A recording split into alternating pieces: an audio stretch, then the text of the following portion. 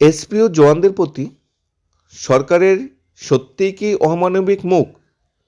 সরকার কি এসপি ও জওয়ানদের প্রতি বঞ্চনা করছে? আরক্ষা দপ্তর কি এসপি ও জওয়ানদের প্রতি বঞ্চনা করছে? এসপি ও জওয়ানরা যে পরিমাণ শ্রম বা কাজ করছে তার অনুসারে কি সেই পরিমাণ বেতন পাচ্ছে, সেই পরিমাণ ভাতা পাচ্ছে?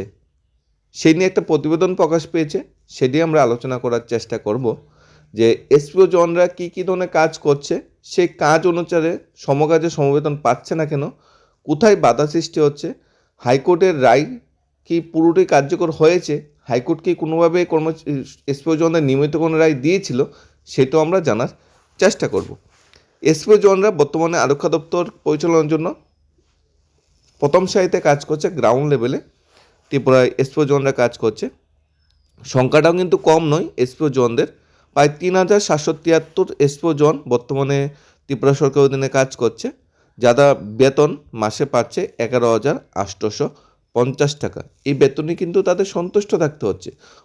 অথচ এসপি ও জওয়ানদের মতো যারা কনস্টেবল বা যারা হোমগার্ডে কাজ করছে তারা কিন্তু এর থেকে অনেকটা বেশি বেতন পাচ্ছে। কনস্টেবল যারা ইনিশিয়ালি 30,000 কাছাকাছি বেতন পাচ্ছে, তারপর হোমগার্ডরা যারা 21-22,000 যারা বেতন পাচ্ছে, কিন্তু দেখা যাচ্ছে এসপিও জনরা কিন্তু সেই পরিমাণ কাজ করে কিন্তু সেই পরিমাণ সম্মান বা বেতন ভাতা কিন্তু পাচ্ছে না। দুই দিকেই কিন্তু সরকারের অমানবিক দৃষ্টিকোণের শিকার হচ্ছে। দুর্দশার অবসান হলো না আজ এসপিও জওয়ানদের, এই প্রতিবেদনে উঠে এসেছে। নিয়মিতকরণ তো দূরের কথা, কনকনে এই শীতে রাজ্য আরক্ষা দপ্তর থেকে একটা শীতের পোশাক পর্যন্ত তাদের দেওয়া হয়নি। স্বাভাবিকভাবেই এসপি জওয়ানদের প্রতি রাজ্য সরকারের মানবিক মুখ কোথায়, এই প্রশ্ন কিন্তু রাজ্য আরক্ষা দপ্তরে গুঞ্জন চলছে। যদিও এই গুঞ্জন শুধুদের শীতের পোশাক নিয়ে তা নয়, ৩,৭৭৩ জন এসপি জওয়ানদের বেতন ভাতা থেকে শুরু করে চাকরি নিরাপত্তা নিয়েও কিন্তু প্রশ্ন চলে আসছে।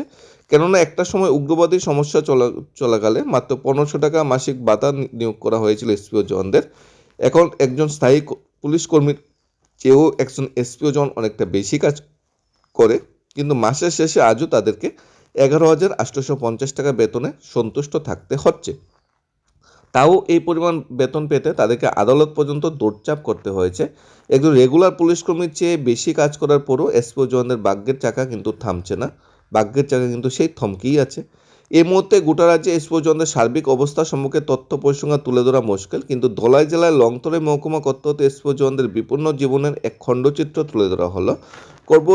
কর্তব্যরত এক এসপি জওয়ান জানালেন, লংতরাবেলি মহকুমায় মোট 5টি এসপিও ক্যাম্প আছে: শিববাড়ি, মাসলি, করমছড়া, 82 মাইল এবং দুমাছড়া। প্রতিটি ক্যাম্পের অবস্থা বেহাল দীর্ঘদিন ধরে।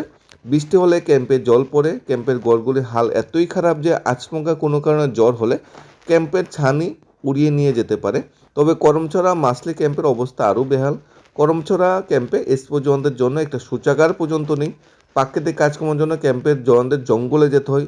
সত্যি, এটা কি সত্যি কথা? মানে মানে শুনতেও কীরকম লাগে। ত্রিপুরা সরকার অধীনে কাজ করবে, বেতন ভাতা, শীতের পোশাক, গ্যাস অ্যালাউন্স তো আলাদা বিষয়, ন্যূনতম যে পরিকাঠামো, শৌচাগার, সেটা পর্যন্ত এসপি জওয়ানদের জন্য নেই। যে ঘরে থাকবে সেই ঘরে জল পড়ে, এগুলা কি অমানবিক মুখ নয়? সরকার অবাক করার বিষয়, লংতরা মহকুমা 5টি এসপি ক্যাম্পে সরকার ন্যূনতম কোনো নজর নেই। তাহলে মাছলি ক্যাম্পের জওয়ানদের এখনও কেন তৃষ্ণা মেটাতে জল নেই? সবচেয়ে অবাক বিষয় হলো, দাঁড়া ডিউটি থেকে শুরু করে নাকা পয়েন্টে ডিউটি, এমনকি পুলিশের গাড়ি পর্যন্ত চালাতে হয় এসপি জওয়ানদের, তারপর কোনো ধরনের ভাতা তাদের ভাগ্যে জোটে না। ফলে পোশাক থেকে জুতা সবটাই ক্রয় করতে হয় নিজেদের সামান্য বেতনের টাকা দিয়ে। কিন্তু কনস্টেবল, টিএসআর যারা আছে তারা কিন্তু পোশাক, ড্রেস অ্যালাউন্স কিন্তু পাচ্ছে, রেশন মানি অ্যালাউন্স কিন্তু পাচ্ছে, কিন্তু এসপি জওয়ানরা কিন্তু সেটা পাচ্ছে না। কিন্তু রাজ্য সরকারের কোনো ইতিবাচক সাড়া নেই। এই পরিস্থিতিতে সংশ্লিষ্ট এসপি জওয়ানদের অভিযোগ হলো, অতি সম্প্রতি Dalai SP Mihir Das 82 mile SPO ক্যাম্পের বেহাল অবস্থা চাক্ষুষ করে গেছেন।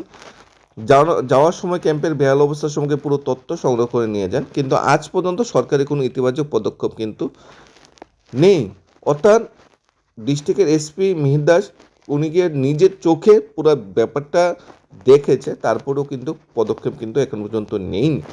স্বাভাবিকভাবে লংতরে মহকুমা এসপি জওয়ানদের মধ্যে চরম অসন্তোষ বিরাজ করেছে। এক্ষেত্রে সবচেয়ে বড় অভিযোগ হলো পুলিশ থেকে শুরু করে টিএসআর জওয়ানরা খাওয়া দাওয়া খাদ্যের জন্য আলাদা করে ভাতা দেওয়া হয়, ড্রেসের জন্য আলাদা করে ভাতা দেওয়া হয়, কিন্তু এসপি জওয়ানদের কিন্তু আলাদা কোনো টাকা দেওয়া হয় না। তারা ওই 11,850 টাকা দিয়ে তাদের সংসার প্রতিপালন করতে হয়, তাদের রেশন অ্যালাউন্স আনতে হয়, তাদের যে পোশাক ড্রেস অ্যালাউন্স সেটাও সেই টাকা দিয়েই তাদের করতে হয়, তাদের জন্য কিন্তু আলাদা কোনো ফেসিলিটি নেই।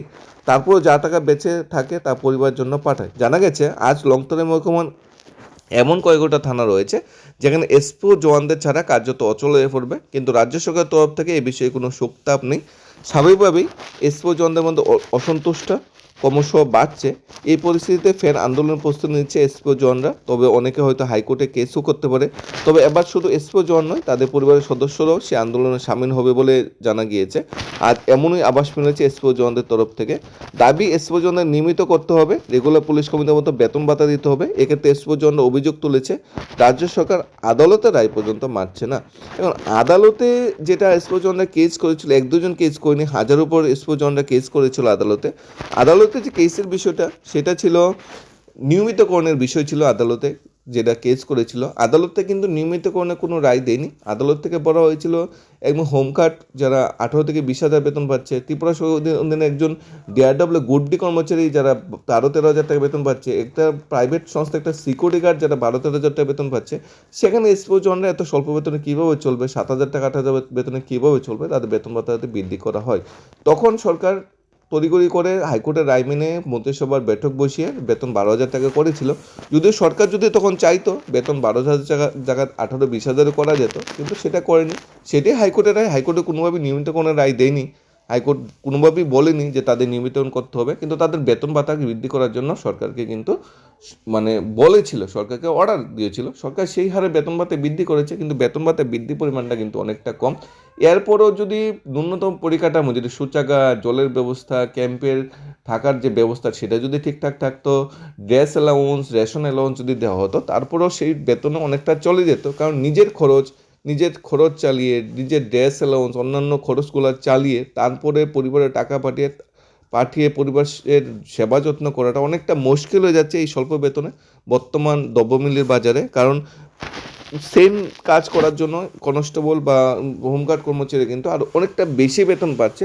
তাহলে এসপি জওয়ানরা কেন দিনকে দিন সেই বঞ্চনার শিকার হবে? এসপি জওয়ানরা কেন তাদের ন্যূনতম মৌলিক যে বিষয়গুলো, বেতন, সমকাজে সমবেতন, গ্যাস অ্যালাউন্স, তারপর রেশন মানি অ্যালাউন্স, এরপরে পরিশ্রুত পানীয় জল, শৌচাগার, ন্যূনতম পরিকাঠামোগুলো কেন পাবে না, সেটা কিন্তু কোশ্চেন থেকেই যাচ্ছে।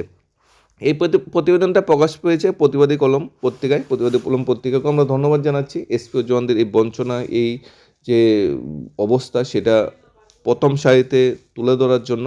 আশা করছি এসপি জওয়ানদের বঞ্চনা দূরীকরণে সরকার একটা স্টেপ নেবে। সেখানে আরও অনেকগুলো বঞ্চনা আছে। এখানে অফিসার কর্মীদের পার্সোনাল কাজও পর্যন্ত করতে হচ্ছে, এই ধরনের প্রতিবেদনও উঠে আসছে। এরপর এরকম ধমকি বা এমন সুরও শোনা যাচ্ছে যে বদলি করে দেওয়া হবে। অনেক কিছু উঠে আসছে পেপারে, মানে কিছুদিন পরপরই। সব কিছু নিয়ে একটা মেইন যেটা বর্তমানে এসপি জওয়ানদের চাহিদা বা ডিমান্ড, সেটা হলো সমকাজে সমবেতন। অ্যাটলিস্ট বেতনটা যদি কিছু বৃদ্ধি করা হয়, তাহলে এসপি জওয়ানরা এর যে বর্তমান যে পরিস্থিতি সেটা আরেকটু স্বাভাবিক হবে, তাদের জীবনযাপন করাটা আরেকটু উন্নততর হবে। ধন্যবাদ।